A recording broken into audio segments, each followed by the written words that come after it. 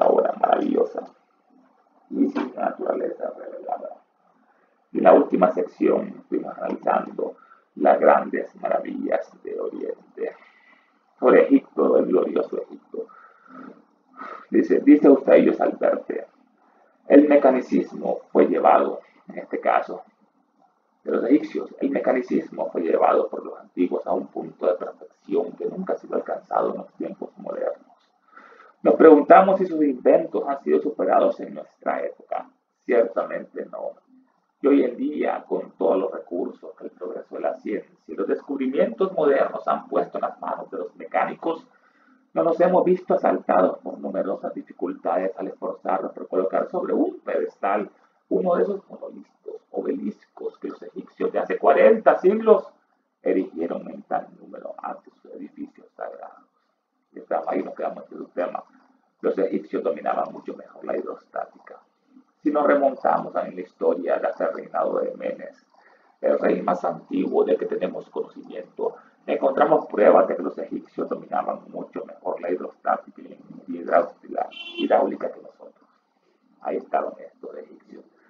Si nos remontamos en la historia hasta el reinado de Menes, la fecha probable de su reinado se calcula alrededor del 3150 al 3075 a.C., el gran reinado de Menes. Menes es el primer faraón histórico, rey del antiguo Egipto, unificador del Egipto, fundador de la primera dinastía, impulsó enormemente la cultura de su tierra y allanó el camino para convertir a Egipto en el gran imperio que llegó a ser años después. Menes hizo todo esto. Si nos remontamos a la historia hasta el reinado de Menes, nombre egipcio también tiene la mente Menes. La mente antes del ser humano tenía mente.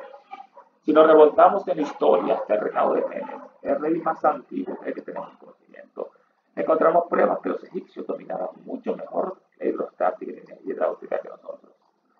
Estaban mucho mejor familiarizados con la hidrostática que los egipcios. Si nos remontamos en la historia hasta el reinado de Menes, el rey más antiguo del que tenemos conocimiento, encontramos pruebas de que los egipcios dominaban mucho mejor la hidrostática y la ingeniería hidráulica que nosotros. Esa hidrostática es el estudio de los fluidos en reposo, como el agua, los ríos, centrándose en las leyes que gobiernan su equilibrio y las fuerzas que actúan sobre ellos, y fenómenos como la flotación. La hidrostática se utiliza para comprender y calcular la fuerza en los objetos sumergidos o flotantes, así como en dispositivos como presas, tanques de almacenamiento o los diques en este caso. Si nos remontamos en la historia hasta el reinado de Menes, el rey más antiguo del que tenemos conocimiento, encontramos pruebas de que los egipcios dominaban mucho mejor la hidrostática y la ingeniería hidráulica que nosotros. La ingeniería hidráulica es el estudio de la mecánica de los fluidos, especialmente los líquidos, y su aplicación en la ingeniería.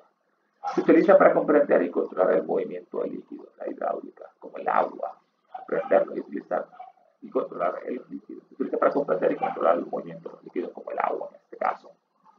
Y para diseñar sistemas que utilicen fluidos para transmitir fuerza y energía, lo que permite levantar cargas pesadas o mover mecanismos. Eso es hidráulica. Los egipcios estaban más adelantados que nosotros. Nos remontamos en la historia del reinado de Menes, el rey más antiguo del que tenemos conocimiento. Encontramos pruebas de que los egipcios dominaban mucho mejor la hidrostática y la ingeniería hidráulica que nosotros. La gigantesca obra de desviar el curso del Nilo, o más bien de sus tres ramas principales, y llevarlo hasta Memphis, fue realizada durante el reinado de este monarca Menes, que nos parece tan lejano en el abismo del tiempo como una estrella del lejano fulgor en la bóveda celeste. La gigantesca obra de desviar el curso del Nilo, o más bien de sus tres ramas principales, y llevar hasta Memphis, en la ciudad. Esta gigantesca obra de desviar el curso del Nilo, el Nilo, este nombre no tiene nada de egipcio.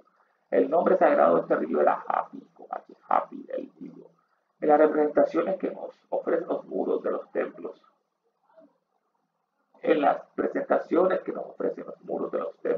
hay un Nilo del sur y otro del norte, figurado por dos personajes cargados de ofrendas y llegaban sobre la cabeza.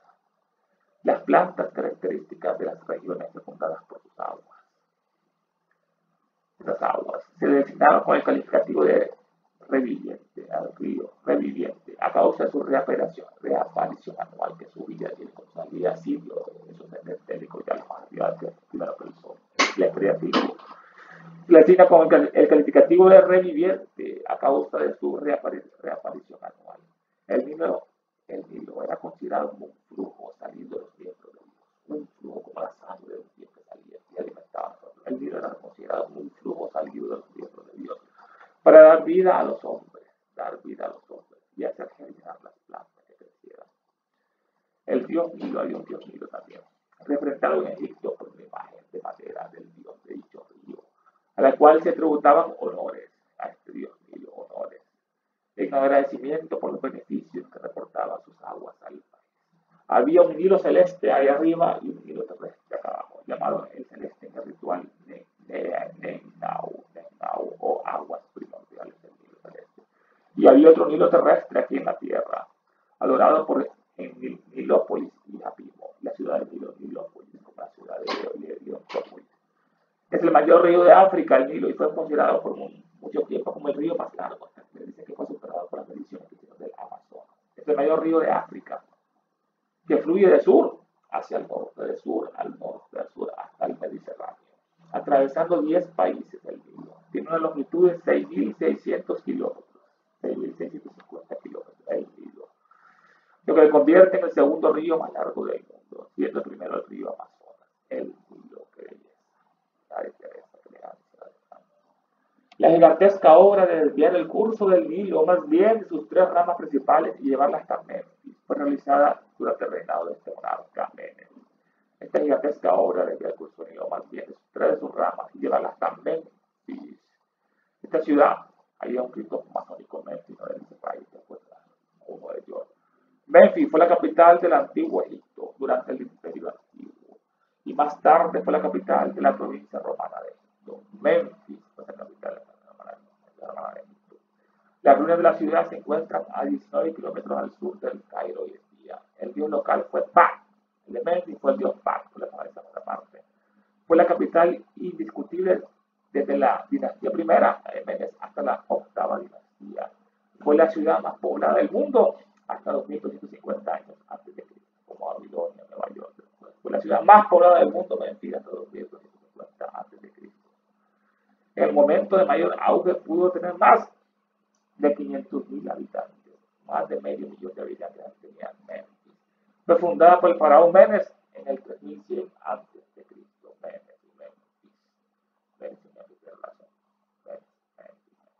Y fue una ciudad de gran importancia histórica y cultural.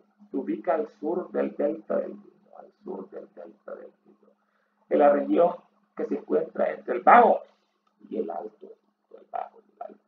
Su etimología Memphis significa muro blanco, o balanza de las dos tierras, la alta y la inferior, o estable belleza Memphis.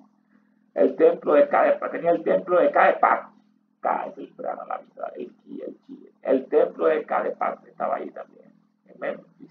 Fue un importante centro político y religioso durante más de 3.000 años, considerándose la capital del poder y la cultura. Hoy en día Memphis es un museo al aire libre, cuyo resto de la antigua ciudad, incluyendo el coloso Ramsés II y la esfinge de alabastro, las encontraron en un museo. Hoy en día Memphis es un museo al aire libre. Encontraron correcto de la antigua ciudad, incluyendo ese coloso de Ramsés II, estatuas gigantes que han encontrado debajo de la arena Ramsés, y la esfinge de alabastro, la esfinge que era oro. La fundación de Alejandría en el 331 a.C. supuso el fin de la hegemonía memphita. Ahí fue la muerte de Memphis, como Alejandro Magno fundó la ciudad de Alejandría en este caso. Fue fundada en Alejandría en el siglo I a.C. La fundación de Alejandría en el 331 a.C. supuso el fin de la hegemonía memphítica. Los Ptolomeos y después los emperadores romanos consideraban a Alejandría como la gran capital de Egipto. Los Ptolomeos, invasores macedonios, que se repartieron el mundo como Seleuca, los generales de Alejandro Magno. Los Ptolomeos y después los emperadores romanos consideraban a Alejandría como la gran capital de Egipto. Y el resto del país, con las 3 veces milenarias Memphis incluida, cayó en el olvido. Solo Alejandría. Y el resto del país, con las 3 veces milenarias, las 3 veces milenarias, las 3.000 años de Memphis, incluida, cayó en el olvido. gigantesca obra de desviar el curso del Nilo, o más bien de sus ramas principales, y llevarla hasta Memphis, fue realizada durante el reinado de este monarca, que nos parece tan lejano en el abismo del tiempo como una estrella de lejano fulgor en la bóveda celeste, una estrella como el que nos parece tan lejano esa desviación del Nilo en el abismo del tiempo como una estrella de lejano fulgor en la bóveda celeste. Menes calculó con precisión la medida del poder. Dice Wilkerson. Menes calculó con precisión la medida del poder al que tenía que ponerse y construyó un dique cuyos elevados montículos y enormes terraplenes dirigieron el agua hacia el este. Y desde entonces el río se encuentra contenido en su nuevo lecho. Bueno, sobre Wilkerson nació en 1797. John Gardner era un viajero, escritor, explorador, antropólogo, arqueólogo. Fue pionero inglés de la egiptología del siglo XIX. Pionero de la egiptología inglés del siglo XIX. Es citado a menudo como el padre de la egiptología británica. El padre de la egiptología británica, Wilkerson. Su principal logro fue escribir modales y costumbres de los antiguos egipcios, publicados en 1910. Los modales y costumbres de los antiguos egipcios, que introdujo al público victoriano al antiguo Egipto de una manera accesible y le valió el título de caballero. Con 24 años decidió viajar a Egipto. 24 años decidió viajar a Egipto, quedándose en el país 12 años enamorado de Egipto hasta los 36. Durante su estancia visitó cada lugar conocido del antiguo Egipto, copiando y registrando hábilmente inscripciones y pinturas, con gran talento y cumpliendo numerosas anotaciones. Su obra principal, Costumbres y Usos de los Antiguos Egipcios, Costumbres y Usos de los Antiguos Egipcios, incluyendo su vida privada, su gobierno, las leyes, las artes, las manufacturas, religión, agricultura e historia temprana, derivados de una comparación de las pinturas y esculturas y monumentos existentes con los relatos de los autores antiguos, que son 6 volúmenes publicados de hombres de Egipto, desde 1837 a 1841, 4 años y ilustrado posteriormente por José Bonomi. Es considerado el mejor trabajo general de la cultura del antiguo Egipto. El mejor trabajo de Wilkerson, es considerado como el mejor trabajo general de la cultura e historia egipcia antigua. Aclamado por esta publicación, fue considerado el primer egiptólogo británico, Wilkerson. Qué palabras mayores. Dice Wilkerson, Menes, el monarca, el faraón, calculó con precisión la medida del poder a que tenía que poner al Nilo y construyó un dique cuyos elevados montículos y enormes terraplenes dirigieron el agua hacia el este. Y desde entonces el río se encuentra contenido en su nuevo lecho. Menes calculó con precisión la medida del poder a que tenía que ponerse y construyó un dique también conocido como una presa. Es una estructura artificial construida para retener, controlar o desviar el agua, generalmente en un río o un canal. Los diques se utilizan para diversos propósitos, como la generación de energía eléctrica actualmente, el almacenamiento de agua para riego y consumo, como hacen los egipcios, almacenaban el agua para riego y consumo, y la prevención de inundaciones, y la regulación del flujo del agua. Eso es un dique en este caso. También es un muro grueso para contener la fuerza del agua, y es de construcción de un muro grueso. Menes calculó con precisión la medida del poder al que tenía que ponerse y construyó un dique cuyos enormes montículos y enormes cuyos elevados montículos de un monte pequeño natural artificial. Construyó un dique Menes cuyos elevados montículos y enormes terraplenes dirigieron el agua hacia el este. Terraplenes, estos son volúmenes de material de tierra, terraplenes, que se coloca y se compacta para elevar la rasante de una carretera o la vía férrea del tren por encima del nivel del terreno. Por encima del nivel del terreno circundante. También se puede utilizar para rellenar huecos o desnivelar terreno para construir una defensa, camino u otra obra. Terraplenes. Tierra con que se rellena un terreno para levantar el nivel. Menes calculó con precisión la medida del poder al que tenía que oponerse y construyó un dique cuyos elevados montículos y enormes terraplenes dirigieron el agua hacia el este. Y desde entonces el río Nilo se encuentra contenido en su nuevo lecho. Que va fantástico. Heródoto nos ha dejado una descripción poética, pero a la vez precisa del lago Moeris, llamado así en honor al faraón que mandó formar esta lámina de agua artificial. Heródoto, el historiador, nació en 484 a.C., un historiador, explorador griego, considerado padre de la historia occidental y el primero en componer un relato razonado y estructurado de las acciones humanas. El grito egipcio quedó maravillado con el laberinto y con el lago. Heródoto nos ha dejado una descripción poética, pero a la vez precisa, del lago Moeris, llamado así en honor al faraón que mandó formar esta lámina de agua artificial. Este lago Moeris, nombre dado por los antiguos escritores griegos a este lago, a un gran lago de la actual región del Fayum en Egipto, cuyas aguas fueron reguladas en el siglo XIX a.C., bajo el reinado de Amenemhat III. Amenemhat III, faraón del Imperio Medio, bajo el reinado de fuego. Entonces fueron reguladas el agua, referencia al reinado de Amenemhat III, faraón del Imperio Medio. En la actualidad es un lago salado más reducido llamado Biket Karu. También le decían antes el lago de Osiris, el gran dios Osiris, el lago puro. Heródoto, que lo visitó en el siglo V a.C., lo llamó Meris. Así lo visitó, él le llamó Meris. Fue durante la dinastía decimosegunda, en la decimosegunda dinastía, que se hicieron las grandes obras de canalización, que permitieron crear una inmensa superficie cultivable. El entorno del lago estaba constituido por terrenos pantanosos, alrededor tenía muchos pantanos, y para transformarlos en tierra de labor. Fue necesario drenar y regular el flujo del agua proveniente del río, lo que hicieron con estos pantanos, y para transformar, bueno, el entorno del lago estaba constituido por terrenos pantanosos, y para transformarlos en tierra de labor útil fue necesario drenar esos pantanos y regular el flujo del agua proveniente del y regular ese flujo.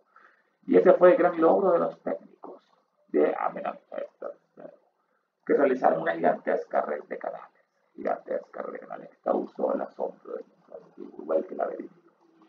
Heródoto nos ha dejado una descripción poética de la vez precisa del lago Moeris, llamado así en honor al faraón que mandó formar esta lámina de agua artificial. Dice la PDF, la mala traducción de ese primer dice lo siguiente.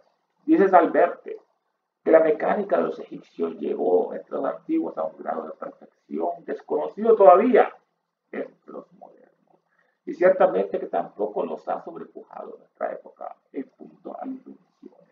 Pues a pesar de cuantos medios han puesto en manos del mecánico los progresos científicos, hemos tropezado con insuperables dificultades en el intento de erigir sobre un pedestal uno de aquellos monolitos, obeliscos que 40 siglos erigieron los egipcios numerosamente ante sus edificios sagrados. El reinado de Menes, el rey más antiguo y que nos habla de la historia, ofrece diversas pruebas de que los egipcios conocían la hidráulica mucho mejor que nosotros. Durante el reinado de aquel monarca y cuya época se hunde en el abismo del tiempo como lejanísima estrella en la profundidad de la bóveda celeste, se llevó a cabo la gigantesca empresa de desviar el curso del Nilo, o mejor dicho, de sus tres brazos principales, de modo que bañaran a la ciudad de Memphis. Ese es el objetivo, bañar a la ciudad de Memphis. A este propósito dice Wilkerson que Menes calculó exactamente la resistencia que era precisa para vencer y construyó un dique cuya imponente fábrica y enormes muros de contención desviaron las aguas hacia el este, dejando el río encauzado a su nuevo lecho. Menes calculó exactamente la resistencia que era preciso vencer y construyó un dique cuya imponente fábrica y enormes muros de contención desviaron las aguas hacia el este, dejando el río encauzado en su nuevo lecho. Heródoto nos ha legado una poética y fiel descripción del lago Moeris, así llamado por el monarca egipcio a quien se debió aquella artificial sábana de agua, en la mala traducción del PDF. Y pasamos a estudiar ahora Isis Medio, en el tomo cuarto, nos queda una última sección, dice, seguramente que apartaremos disgustados la vista de esta farsa religiosa, el cristianismo, llamada cristianismo moderno, para convertirla a las nobles creencias de la antigüedad, para convertirla a las nobles creencias de la antigüedad.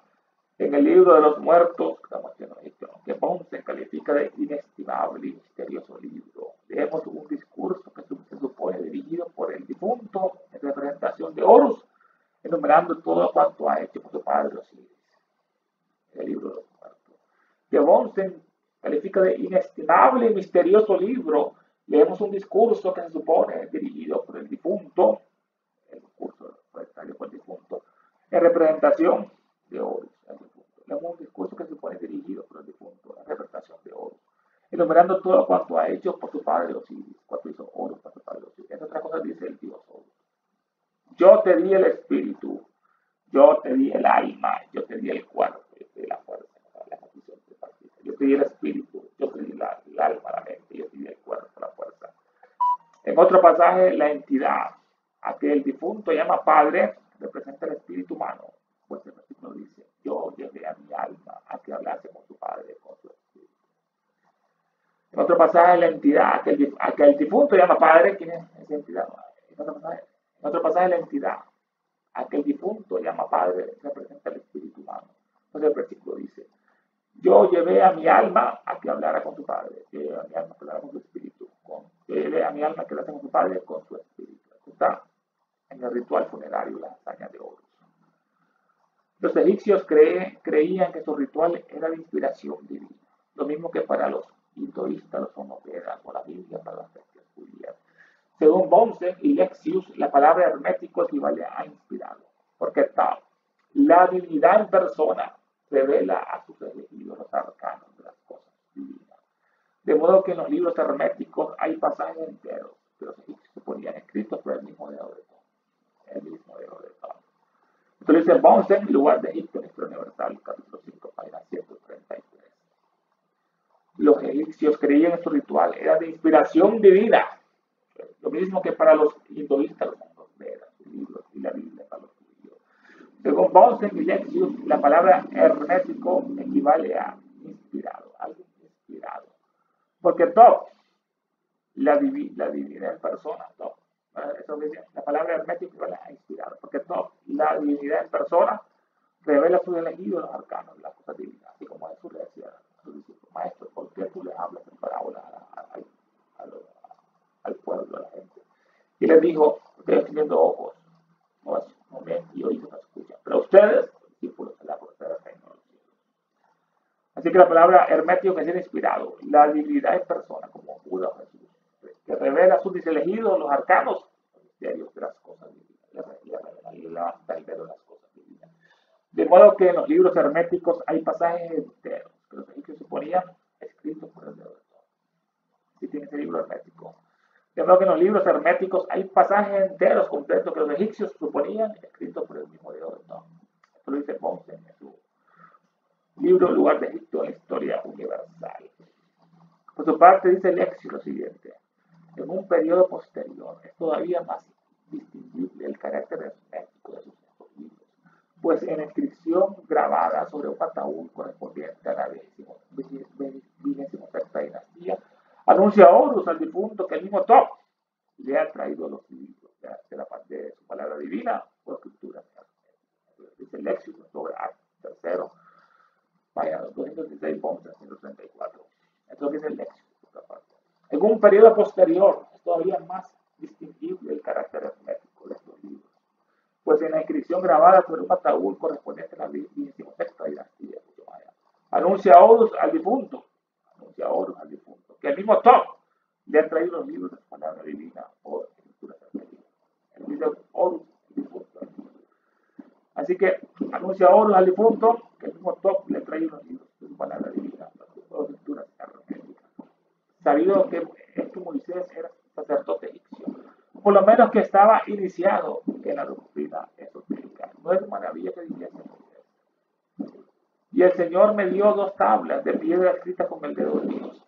Y dio el Señor a Moisés las 2 tablas del testimonio, que eran de piedra, escritas con el dedo de Dios. Estamos a la bestia de Moisés. Esto no existió. Es una copia de Sargón y de Baco. Moisés es un invento copiado de los caldeos. Sabido que Moisés era sacerdote egipcio, con lo que traía el faraón, o por lo menos que estaba iniciado en la doctrina esotérica, la conocía. Qué maravilla que dijese Moisés. Y el Señor me dio 2 tablas de piedra escritas con el dedo de Dios. Esto está en la obra Deuteronomio, capítulo 9, versículo 10. Y dio el Señor a Moisés las 2 tablas del testimonio, que eran de piedra, escritas con el dedo de Dios. Así que dio el Señor 2 tablas del testimonio, que eran de piedra y escritas con el dedo de Dios. Eso está en Éxodo, capítulo 31, versículo 18. La filosofía religiosa de los egipcios consideraba en el hombre 3 principios fundamentales: cuerpo, alma y espíritu. Pero además lo consideraban formado de 6 elementos componentes. Conviene saber el Ka, el cuerpo físico; el Kaba, el cuerpo astral; el Ka, el principio de vida, el prana o alma animal; el Ak, la mente concreta; Ba, el alma superior; y el Sa, principio cuyas funciones no comenzaban hasta después de la muerte. Aquí Elena nos está insinuando la doctrina sectenaria que están diciendo, no solamente la trinitaria, sino también la sectenaria, que la divulgó mejor en la doctrina secreta, porque ya tenían más permiso los maestros para divulgarla en 1888. La filosofía religiosa, en este caso, esta filosofía religiosa,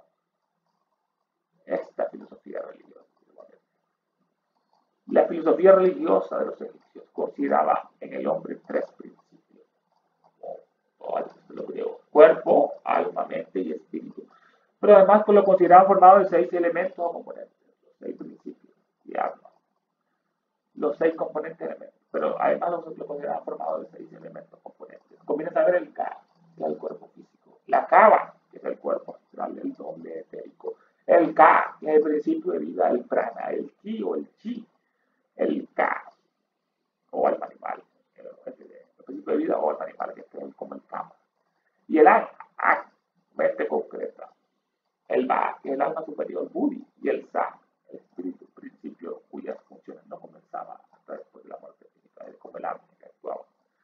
Durante el periodo de purificación, el alma visita con frecuencia el momificado cadáver de su cuerpo físico, hasta que ya purificada del todo, se absorbe en el alma del mundo, convirtiéndose en un dios menor subordinado al dios mayor Padre. El demiurgo egipcio o creador del mundo material, equivalente al Elohim bíblico. El dios mayor Padre, nos dice que es, en el ritual egipcio llama al alma germen de luces. El ritual egipcio llama al alma germen de luces y también le llama demiurgo a ese dios. El ritual egipcio llama al alma germen de luces, un germen, y también le llama demiurgo, capítulo que es el 79 en este caso, y en el 81.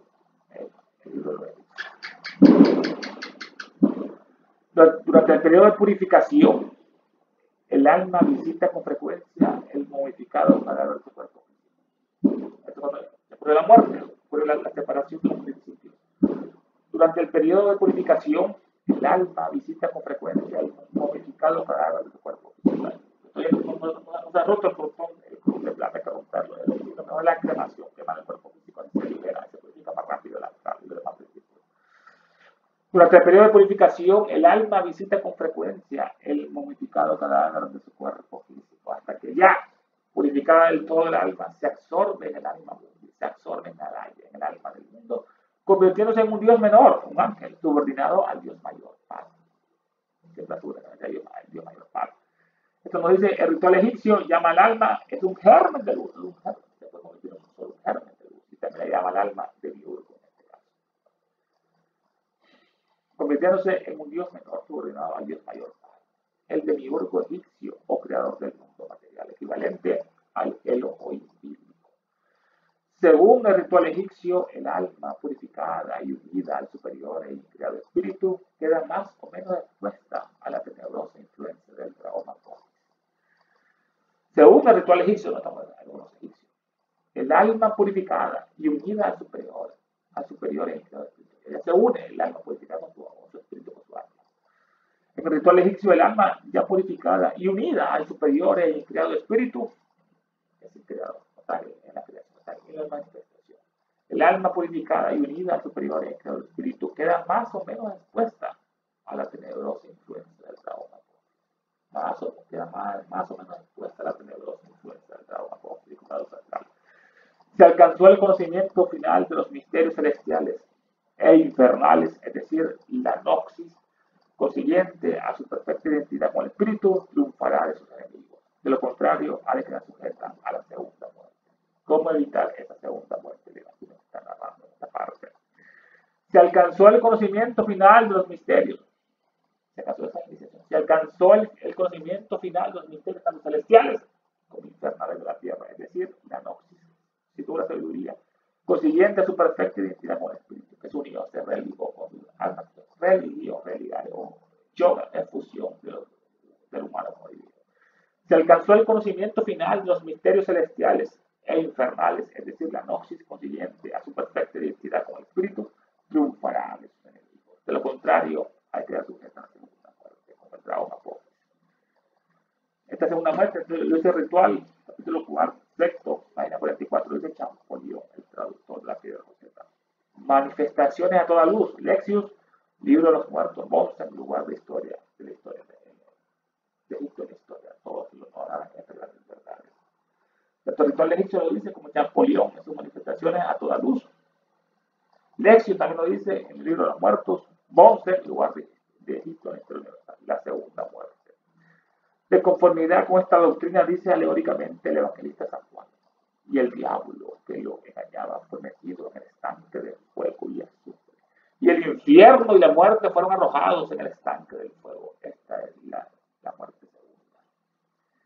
Y el diablo que lo engañaba fue metido en el estanque del fuego y azufre. Y el infierno y la muerte fueron arrojados en el estanque del fuego. El infierno y la muerte en el estanque. Esta es la muerte segunda. Esto está en Apocalipsis, capítulo 20, versículo del 9 al 14. Y el diablo que los engañaba fue metido en el estanque del fuego y azufre. Y el infierno y la muerte fueron arrojados en el estanque del fuego. El estanque del fuego está en el infierno y la muerte. Esta segunda muerte es la desintegración paulatina del cuerpo astral, cuya materia se destruye a su originario elemento, según hemos expuesto ya repetidamente. Pero puede eludirse tan terrible experiencia por el conocimiento del nombre misterioso, llamado la palabra por los cabalistas. Ya sabiduría le da esta compartir aquí. Esta segunda muerte es la desintegración paulatina del cuerpo astral. Destruye el cuerpo físico, tiene el cuerpo astral o el doble etérico, el molde que hicieron este cuerpo físico. La segunda muerte es la desintegración paulatina del cuerpo astral, cuya materia se restituye a su originario elemento, al éter, la materia de este cuerpo astral. Según hemos expuesto ya repetidamente, pero puede eludirse tan terrible experiencia, la segunda muerte, por el conocimiento del nombre, el nombre del poder, de la inmortalidad del cuerpo astral y del físico, como los maestros ya tienen sabiduría. Pero puede eludirse esta segunda muerte tan terrible experiencia por el conocimiento del nombre misterioso, el nombre que estaba en el delta de los masones, que está en Oriente, ese nombre misterioso en el Tíbet, en la Mongolia, en la Tartaria, como decía Swedenborg. Puede eludirse tan terrible experiencia por el conocimiento del nombre misterioso, llamado la palabra por los cabalistas, es la palabra de la Merkaba. Bonsen opina que la palabra de los cabalistas se identifica al nombre inefable de los iniciados y masones. Según se infiere del siguiente pasaje que comenta el egipcio y dice, el misterio de los nombres, cuyo conocimiento era soberana virtud, pero posteriormente degeneró en la energía de los gnósticos y en la magia de los encantadores. Parece haber existido no solamente en Egipto, sino en todas partes, pues le encuentran vestigios de este misterio en la Cábala, en las mitologías hinduistas y griegas. Esto es el lugar de Egipto, nuestro universal, página 127. Aunque algunos pormenores del ritual egipcio le parecen a Bonsen más bien encantamientos mágicos que ritos solemnes, no puede por lo menos de confesar que tenían un místico significado oculto, lo cual ya es confesar algo. Vemos por lo tanto que un científico reconoce que los iniciados de todos los países tenían un mismo nombre misterioso, Bonsen. Ahora solo le falta a los científicos demostrar que los arestos, hierofantes, magos, incluso Moisés y Aarón y cabalistas, desde la institución de los misterios hasta hoy en día han sido farsantes o mentecatos por creer en la eficacia de este nombre. De palabras más profundas le damos compartir en esta sección. Con esta palabra misteriosa, con este nombre misterioso, la palabra se evita la segunda muerte. Son las verdaderas palabras de poder. Bonsen opina que la palabra de los cabalistas es es idéntica al nombre inefable de los iniciados en masones. Esta palabra, no sé, porque la masonería es una estructuración de la cábala, esta cabalística. Bonsen opina que la palabra de los cabalistas, es idéntica al nombre inefable de los iniciados y los masones. En la unidad de esa palabra, el nombre inefable de los iniciados, masones y cabalistas. Según se infiere del siguiente pasaje en que comenta el ritual egipcio, dice el siguiente comenta el ritual egipcio. El misterio de los nombres, cuyo conocimiento era soberana virtud, lo que posteriormente degeneró en la grosería. Así fue esta palabra. El misterio de los nombres. El misterio de los nombres, cuyo conocimiento era soberana virtud. El misterio de los nombres, cuyo conocimiento era soberana virtud, la virtud máxima, ese conocimiento de los nombres.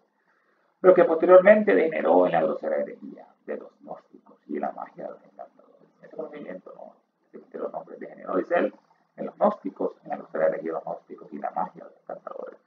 Parece haber existido no solamente en Egipto, lo dice él, existió en todas partes, no solamente en Egipto conoce este poder, parece haber existido no solamente en Egipto, sino en todas partes, eso dice el ritual, sino en todas partes, pues le encuentran vestigios de este misterio en la cábala y la mitología hinduista y griega. Pues le encuentran vestigios de este misterio en la cábala y la mitología hinduista y griega, que nos habla del misterio de los nombres aquí. Si no, está en todas partes esa palabra, ese misterio, pues se le encuentran vestigios, señas, de este misterio en la cábala y la mitología hinduista y la griega, es lo que se pone. En su obra El lugar de Egipto, en Historia Universal, página 147. Aunque algunos pormenores del ritual egipcio le parecen a Bonsen más bien encantamientos mágicos, aunque algunos pormenores del ritual egipcio le parecen a este Bonsen más bien encantamientos mágicos que ritos solemnes, no puede por lo menos de confesar que tenían místico significado oculto, lo cual ya es considerado. O sea, místico significado oculto estos ritos solemnes, estas palabras.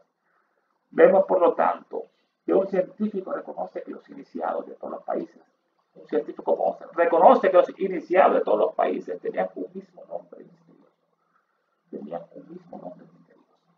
Ahora solo le falta a los científicos demostrar que los adeptos, hierofantes y magos, incluso Moisés y Aarón y cabalistas, desde la institución de los misterios hasta hoy en día, han sido farsantes o mendicantes por creer en la eficacia de esto.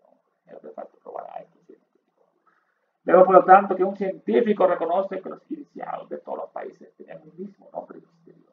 Y ahora solo le falta a los científicos, demostrar que los adeptos, hierofantes, magos, incluso Moisés y Aarón y cabalistas, desde la institución de los misterios, que es antiguísimo de los misterios, hasta hoy en día han sido farsantes o mendicantes, que creen en la eficacia de ese nombre. Magos, adeptos, hierofantes, cabalistas, creen en la eficacia de ese nombre misterioso. Qué obra más profunda que Elena nos regala, qué maravilla. Qué sabiduría solo Elena nos puede compartir en este caso. Por eso que esta obra tanto lo oculta el sistema, porque es la verdad acerca de todo el masones, judíos, jesuitas, la palabra perdida y tantos otros misterios. Estamos en invocaciones finales. Hécate, Proserpina, Perséfone.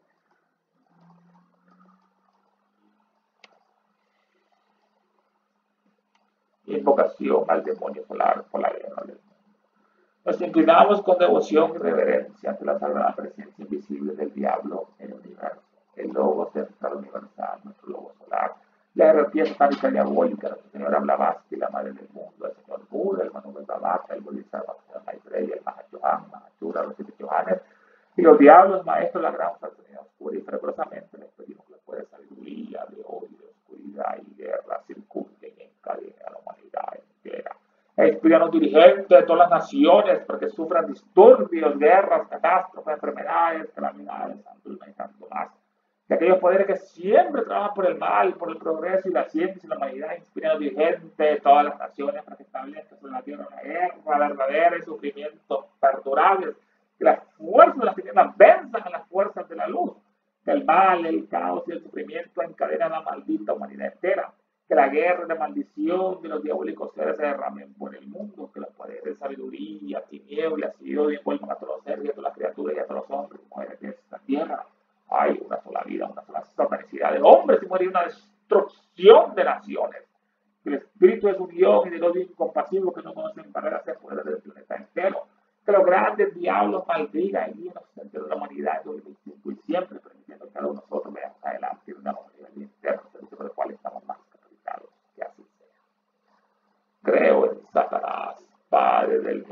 Señor nuestro, y en su Hijo, el Anticristo, nacido y engendrado de una santa Virgen Helena. Creo en el diablo omnipotente, padre del mal, destructor de todas las cosas, perturbador de los cielos y la tierra, y el Anticristo, su único Hijo, que fue concebido por obra del Espíritu maligno y nació en la sacerdotisa y bella Virgen. Fue glorificado por los hombres y reinó sobre ellos. Volvió al trono del Dios Todopoderoso y se está junto a Jesús y a los vivos y a los muertos. Creo en el espíritu del mal, en la sinagoga de Satanás, en la comunión de los malvados y en la perdición del cuerpo y en la muerte y infiernos perturbados. Del cielo cayó un lucero, su nombre es, o luz cósmica manifestada, o unidad de la vida única, o celeste shukra resplandeciente, o manifestada conciencia proterva, o fojad indómito dietérico, o eterno heterosiones, o rayo prometeico mamantárico, que tu luz descienda hacia nosotros, que la fuerza se enciende, que el gran Satán prevalezca, que aquel que se sienta uno contigo, pero por tanto que no es uno contra los demás. Despertad, criaturas dracónicas, es hora de volver a la superficie, él volverá, es el fin de una era, queremos justicia diabólica, pero no ya.